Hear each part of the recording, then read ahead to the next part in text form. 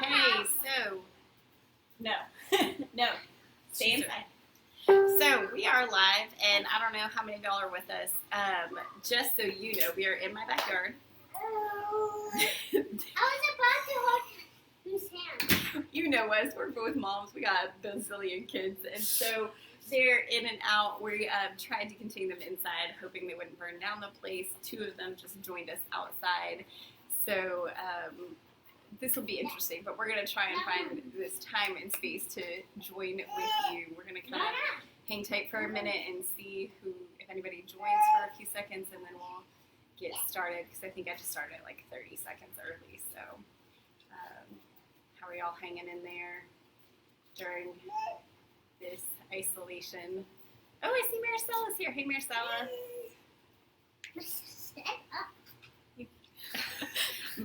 Miss Maria goes, Maricella. You can't actually see her, No. but she can see us, so you can wave. Okay. So basically, we wanted to come at you guys during the week with a devotion. We're going to be joining you sometimes together. Sometimes it might just be me, or it might just be Kristen on Mondays and Fridays. It normally will not be in the evening, because this is not actually the best time for us with kids, but today it's our first one, and we wanted to get it started. So normally we're going to be Mondays at 10, and hey Esther, and Fridays at 10, both Mondays and Fridays at 10 a.m. And we're going to be just meeting with y'all here, and hopefully having a time of Bible study with y'all, just not long, quick. We will pretty much always have our coffee, and we will probably have kids running around in through it, like I'm sure you guys do too, some of y'all. And we're just going to spend some time with the Lord, learning together, and during this time where we can't meet together as frequently. So today Kristen's going to share some stuff with us, and hopefully we'll just have a great discussion here. Yeah. So I hope y'all are all doing well. I know this has been a crazy week all across the nation and the world and everything. But today I'm just sharing something from my personal reading time. I'm doing a chronological plan that has me, I just finished Habakkuk. And this is just something that spoke to me the other day. So we're in Habakkuk 3:17 through 19. And it says, "Though the fig tree should not blossom, nor fruit be on the vines, the produce of the olive fail, and the fields yield no food, the flock be cut off from the fold, and there be no herd in the stalls, yet I will rejoice in the Lord.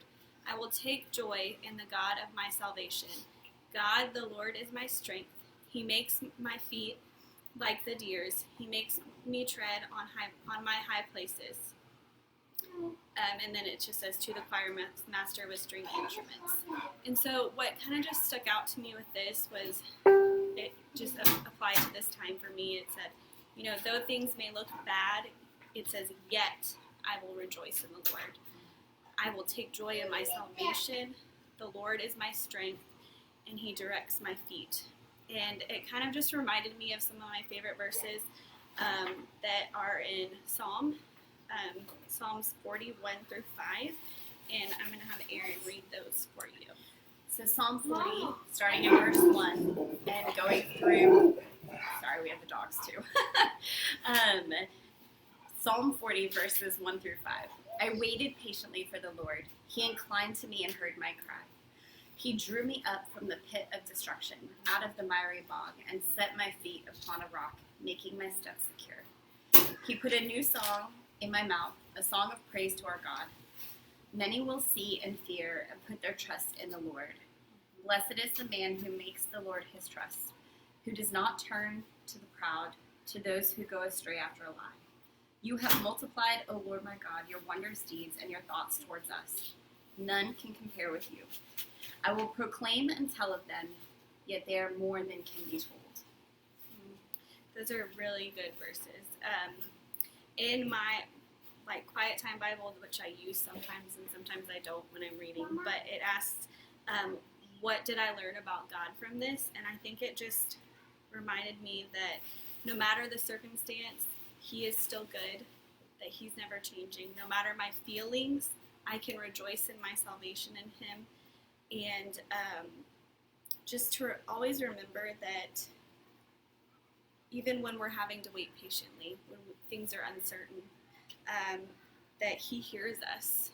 But sometimes we sit in that uncertainty for a little bit, but even in those uncertain times, he meets us where we are. So I just encourage you, like Pastor Mike preached on Sunday, to just take time to meet with him, no matter how crazy it looks. If there's children, which there probably are if you have them, because they're all home, or if it's, in your living room, in your bedroom, wherever it may be, in your closet hiding, like whatever it looks like, take time to just meet with him. And whether that's reading the scripture yourself, listening to it, finding devotionals, I think we're going to bring some resources to you too for this time that you can use. But whatever that looks like, I just pray that in this time you can look to him. And like it says, blessed is the man who makes the Lord his trust. Yeah, I think it's really interesting. Hey, Leah, wishes to you all too. So I think it's really interesting too. One of the things when we were reading that, I just saw was the second half of verse 3. Well, I'm going to read all of verse 3 again. It says, he put a new song in my mouth, the song of praise to our God. And then it says, many will see and fear and put their trust in the Lord. I think in this time right now where it's very easy to kind of give into the frustration of everything being different, the fear, what's going to happen if we get the virus, what's going to happen to jobs, what's going to happen to houses, what's going to happen. It's so easy to give in. There's opportunities at every corner to just give into despair. And yet if we turn to God and let him establish our steps, not only is he going to put a new song in our mouth, a song of praise, he's going to give us that joy that the world doesn't understand, but many will see and fear and put their trust in the Lord. This is an opportunity we have to live out our faith in a very real way. That others will see. They may not see it like up close, maybe from a 6-foot distance, right? But they're going to see it in our lives, the way we respond to things and the conversations we have with them. They may see it after this is over when they're in despair about something and we're like, well, but my God took us through this. My God provided for our needs. Yeah, things are hard, but he is my portion.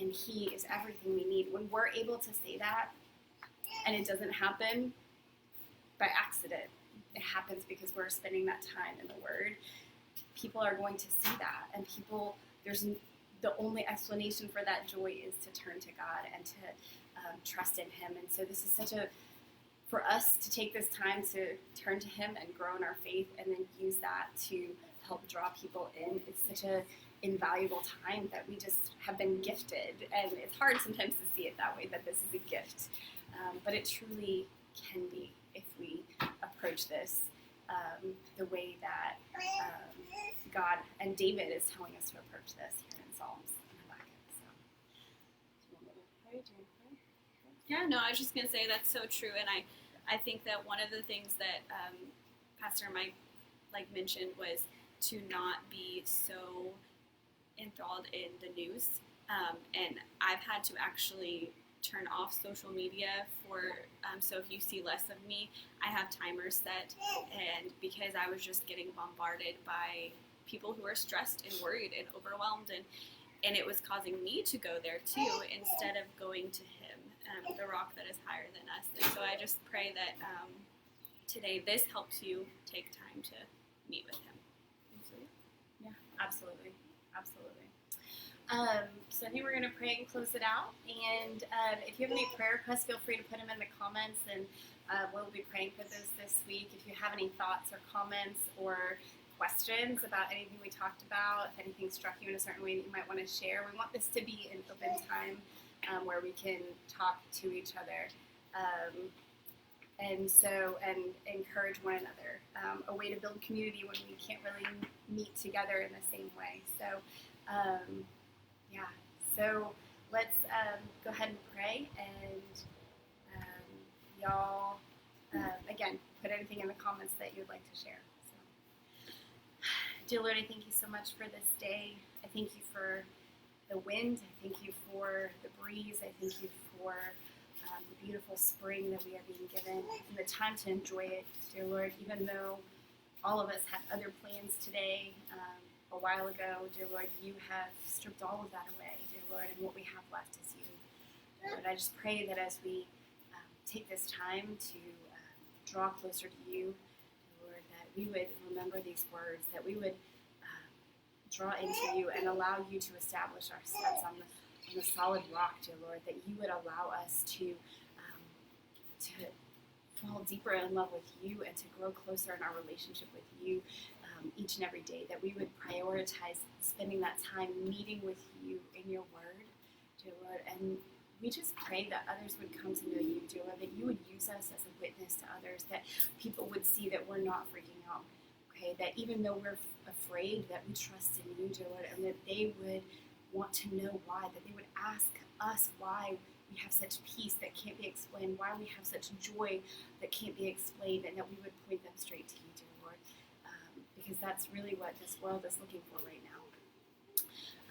I thank you that we have the technology and the means available to meet together, even though we can't be together physically, dear Lord, and that you would be gathering together your church right now, dear Lord, the body of believers, women who love you and trust you and want to grow closer to you and share that love with others, that you would be strengthening us even now in this time where it can feel very isolating, that we would have this bond together and this time together. It's in your name we pray.